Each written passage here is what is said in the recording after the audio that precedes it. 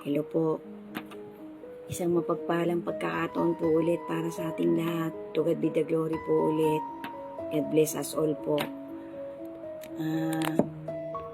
Maraming salamat po sa lahat po ulit ng makakakita ng continuation ko na to. Bali, WWTH Season 28, mga ending parts na po to. Nandiyan na po yung 28th. Pasensya na po kayo, medyo humaba talaga.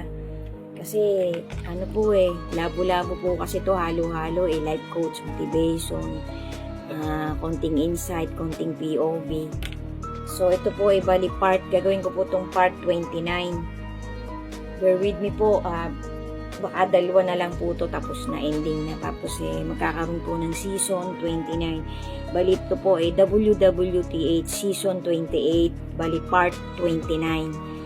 So guys, nasabi ko na po yung number 7, continuation po. Alam na naman po natin yung paulit-ulit kong nire-remind na ginagawa kong intro. Yung tatlong importante po, wag na po natin kakalimutan yan guys. Unang-una po yung mission natin, yung talagang kailangan sikapin natin habang tayo malakas pa. Gumawa talaga tayo ng mga makakayanan pa nating good deeds na pwede nating baunin dun sa kabilang buhay. Na yan po ang pagbabasihan ng ating Creator para tayo maging karapat-dapat na pipila tayo dun po sa pintuan papasok sa bagong kaharian, sa bagong langit ng ating Creator. Amen. Tapos yun pong i-treasure pa natin yung mga bonding moment natin sa ating original family. At yung panatilihin nating malusog itong vehicle natin, itong ating lupang katawan na ipinapahiram po sa atin ng ating Panginoon. Amen. So guys, bali ito po ay number 8 na. I want God to control my mind. So sabi po ng pastor na to, Philippians 4:8, brethren, whatever things are true, whatever things are noble, whatever things are just, whatever things are pure, whatever things are lovely, whatever things are of good report.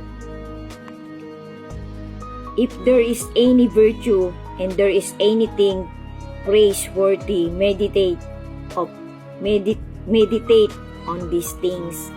So, ang explain po talaga dito sa verses na to, sabi nung ating butihing pastor na talagang nagtatawid po talaga sa ng mga motivation na talagang inspired talaga by our Lord Jesus. Para din po siyang pare, guys. Ito pong pastor na to talagang sinusubaybayan ko po ang kanyang inisa-isa niya po talaga tong areas of our life na talagang we must all let our Creator to control. Hindi tayo ang magkocontrol. Para po matuwid tayo. Para hindi tayo ma-deceive ng lahat ng apostasy at deception ni Satan. Ito ang ating isabuhay. Ito ang pilitin nating maisagawa habang malakas pa po tayo.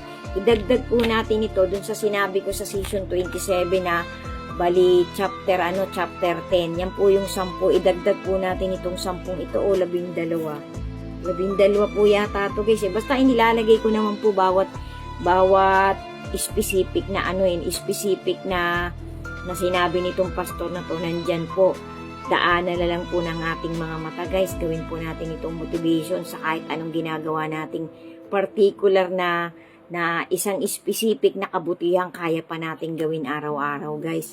So sabi niya po, kahit anong klase, kahit maliit pa yan, isang napakalaking magagawa mo talagang mission sa buhay mo na talagang ang mag-glorify ang ating Creator kung yan ay tapat, kung yan ay totoo, kung yan ay talagang noble, kung yan talagang matuwid, kung yan talagang may justice, kung yan talagang may pag-ibig at pagmamalasakit, yan ang ating gawin. Kasi kapag yan ang ginawa natin, lahat ng bagay na yan ay talagang nalulugod ang ating Creator, guys.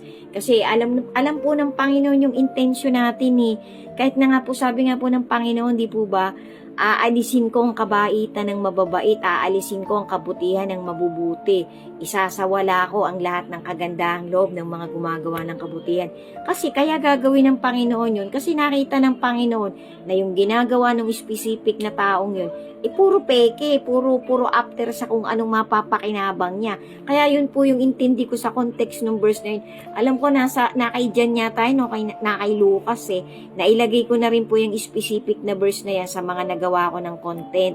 Minsan sa mga templates ko, minsan sa mga ginawa ko ding ganitong WWTH, hindi ko na po matandaan Basta sabi ng Panginoon, ng ating Creator, isasawala niya ang lahat ng kabutihan ng mabubuti.